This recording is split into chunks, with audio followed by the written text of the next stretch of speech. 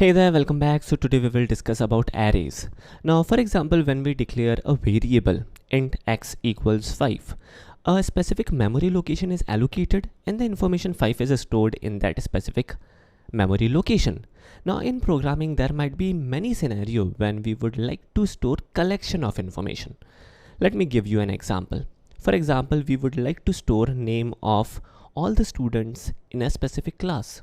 Now there might be like hundreds of students and it won't be feasible to declare 100 variable and store individual name in a specific variable. That would be tricky. Rather the solution would be declare a array of a string and store the name in the array, and that would be so damn simple, right? So in programming we can make use of an array. Now friends, what is an array? What is a generic definition of array? Array is a ordered sequence, a arrangement of same data type when it comes to Java. So when someone asks you a definition of array is a collection of same data type element stored in memory.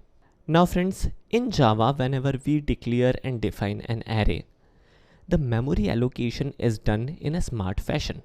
So all the element would be stored in adjacent memory location, and this is the reason why we would be able to traverse the array using for each. Now how to make use of for each is something which we will discuss in this section later down the line.